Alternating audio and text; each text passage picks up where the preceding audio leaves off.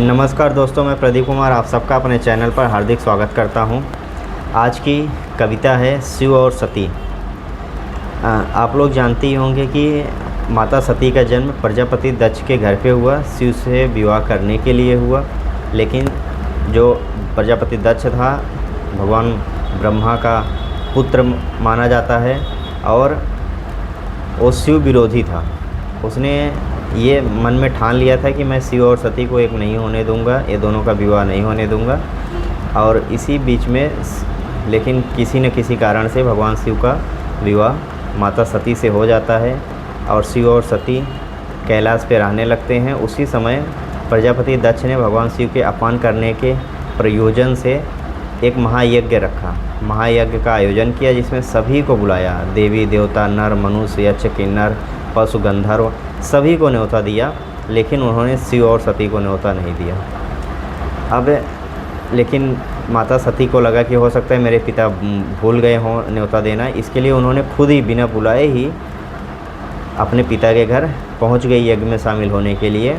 और ये सब देख करके प्रजापति दक्ष का पारा और चढ़ गया और गुस्से में आकर के उन्होंने भगवान शिव के लिए बहुत अपमानजनक बातें कही, उनका बहुत अपमान किया, जिससे परेशान होकर के माता ने उसी अग्निकुंड में अपना शरीर को जला दिया।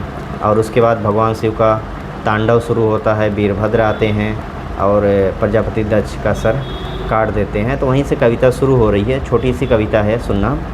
कि शिव और सती का प्रेम अद्भुत अनुपम और पावन था। शिव और सती का प्रेम अद्भुत अनुपम और पावन था। सती में थी शिव की आत्मा तो शिव में सती का मन था। सती में थी शिव की आत्मा तो शिव में सती का मन था। राजमहल में रहने वाली को एक वनवासी भाए थे। घोर तपस्या करके सती ने शिव के दर्शन पाए थे। हृदय के पट खोल शिव ने सती को स्वीकारा था। हृदय के पट खोल शिव ने सती को स्वीकारा था। गृहस्थ शिव जीत गए और वैरागी शिव हारा था। दक्ष प्रजापति ने जब शिव का घोर अपमान किया, दक्ष प्रजापति ने शिव का घोर जब अपमान किया तो सती ने अग्निकुंड में अपनी देह का दान किया। सती के शरीर संग शिव की आत्मा भी जली थी। सती के शरीर संग शिव की आत्मा भी जली थी। न किसी से फिर शिव की क्रोधाग्नि संभली थी। तीनों लोकों में शिव सती की देह को लिए घूमते रहे। तीनों लोकों में शिव सती की देह को लिए घूमते रहे। उठो सती कहकर मृतदेह को माथा चूमते रहे। मृतदेह का माथा चूमते रहे। ब्रह्मांड में हाहाकार मचा देवासुर सब घबराए थे।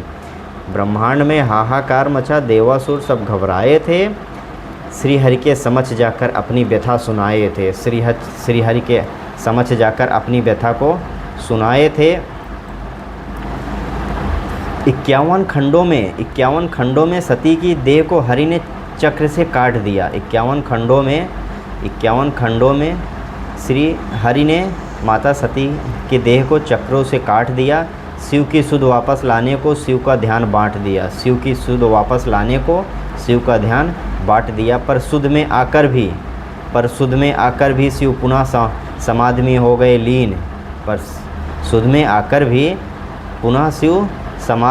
गए लीन। विरक्त हो गए सृष्टि से, सती की स्मृति में हो गए विलीन।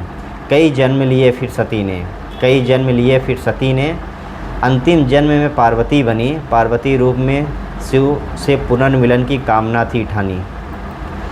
कल्पों की प्रतीक्षा के बाद शिव ने पार्वती रूप सती को पाया था। शिव के धैर्य और समर्पण ने सबको प्रेम का अर्थ समझाया था। धन्यवाद दोस्तों। कविता अच्छी लगी हो तो लाइक कीजिए, सब्सक्राइब कीजिए और दोस्तों को शेयर कीजिए।